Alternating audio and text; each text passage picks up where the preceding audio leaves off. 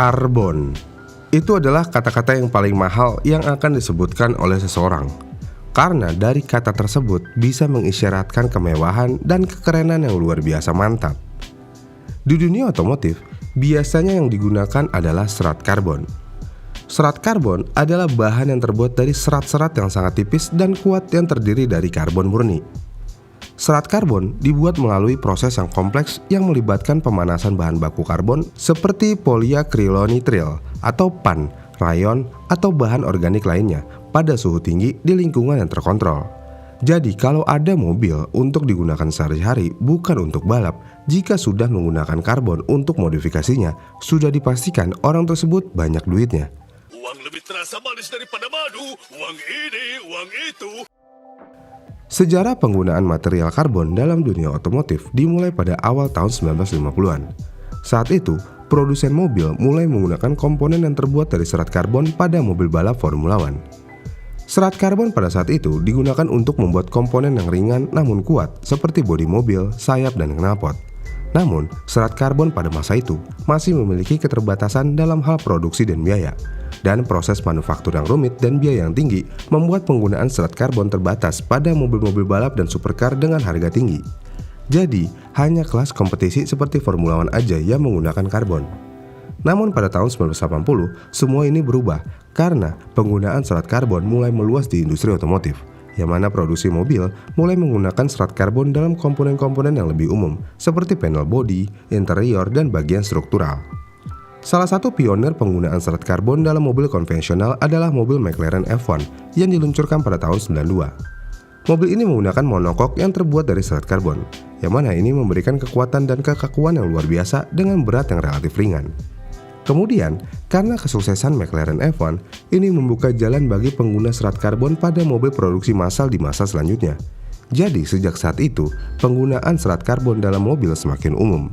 Dan produsen mobil mulai mengintegrasikan serat karbon dalam komponen struktural seperti frame, sasis, subframe, dan strut brace untuk meningkatkan kekakuan, kekuatan, dan keamanan kendaraan. Selain itu, serat karbon juga digunakan dalam komponen interior seperti dashboard, panel pintu, dan trim untuk memberikan tampilan yang mewah dan penurunan berat yang signifikan. Lalu, penggunaan serat karbon semakin meningkat dengan perkembangan teknologi manufaktur yang memungkinkan produksi serat karbon dengan biaya yang lebih efisien. Hal ini membuatnya semakin terjangkau dan dapat diaplikasikan dalam mobil konvensional dengan harga yang lebih terjangkau. Dan hari ini, kita dapat melihat penggunaan serat karbon dalam berbagai mobil, dari mobil mewah hingga mobil compact. Walaupun ya masih bisa dibilang, harganya ya masih mahal. Kemudian, walaupun masih mahal, tapi serat karbon masih menjadi bahan yang sangat penting dalam industri mobil balap, yang mana penggunaannya telah memberikan banyak keuntungan dan berbagai kegunaan di berbagai aspek mobil balap, yang mana serat karbon masih digunakan untuk membuat bodi dan sasis mobil balap. Karbon masih digunakan walaupun mahal, karena keunggulannya dalam hal kekuatan dan kekakuan yang tinggi serta berat yang ringan membuatnya menjadi pilihan yang ideal. Ditambah, bodi dan sasis serat karbon memberikan kestabilan struktural yang lebih baik, mengurangi berat mobil, dan meningkatkan maneuverabilitas serta performa di lintasan. Kemudian, serat karbon juga digunakan untuk membuat sayap depan dan belakang serta splitter pada mobil balap. Komponen aerodinamis ini membantu meningkatkan downforce yang menekan mobil ke jalan dan meningkatkan traksi. Dan serat karbon mampu memberikan kekakuan dan kekuatan yang diperlukan untuk menghadapi tekanan aerodinamis yang tinggi. Selain itu, serat karbon juga digunakan dalam pembuatan knalpot mobil balap. Kenapa knalpot mobil aja sampai pakai karbon? Ya karena material ini memiliki sifat tahan panas yang baik dan ringan, sehingga dapat membantu mengurangi berat kendaraan dan meningkatkan respon mesin. Selain itu, serat karbon memberikan tampilan estetik yang menarik pada knalpot mobil balap. Kemudian terakhir, biasanya beberapa mobil balap menggunakan serat karbon dalam komponen suspensi, yang mana serat karbon digunakan karena dapat memberikan kekakuan yang tinggi dan penurunan berat yang signifikan. Selain itu, serat karbon juga dapat meningkatkan respons dan maneuverabilitas mobil. Jadi ya bisa dibilang, kegunaan serat karbon dalam mobil balap tidak hanya memberikan keuntungan dalam hal performa dan kekakuan struktural, tetapi juga membantu mengurangi berat mobil dan meningkatkan efisiensi bahan bakar. Meskipun serat karbon merupakan material yang mahal, investasi dalam penggunaannya dapat membawa manfaat signifikan dalam hal peningkatan performa dan daya saing di dunia balap.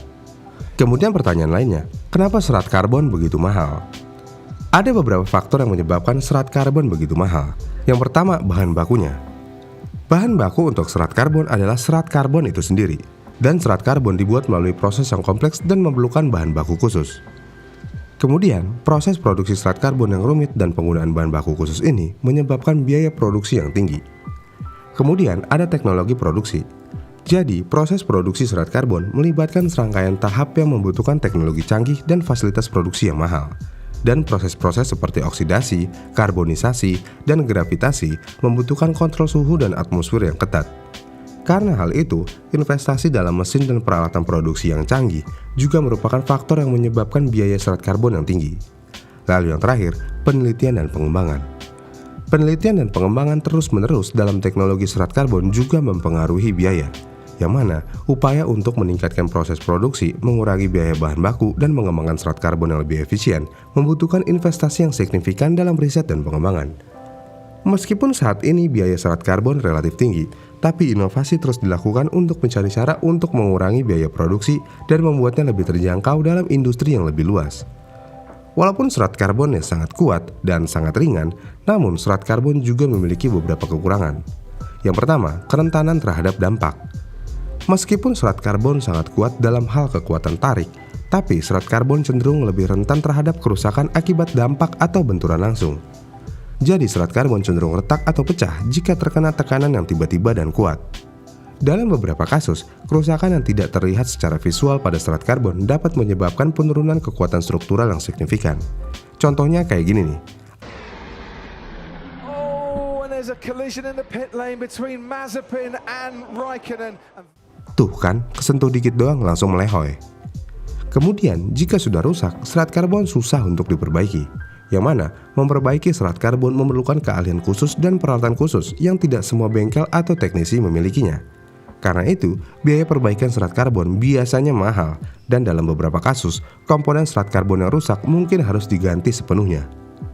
Kemudian terakhir, serat karbon memiliki konduktivitas panas yang rendah, yang berarti bahwa serat karbon tidak mentransfer panas dengan baik.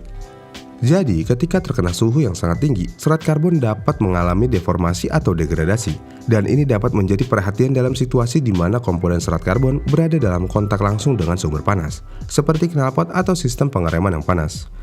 Tapi sampai saat ini, meskipun karbon memiliki beberapa kelemahan, serat karbon tetap menjadi pilihan yang menarik dan meningkatkan performa, kekuatan, dan efisiensi mobil. Jadi benar-benar berguna banget sih serat karbon ini di dunia otomotif. Bagaimana nih menurut kalian? Komen di kolom komentar di bawah ya. Terima kasih sudah menonton. Jika kalian suka dengan video ini, kalian bisa like dan subscribe channel ini. Dan sampai jumpa di video selanjutnya.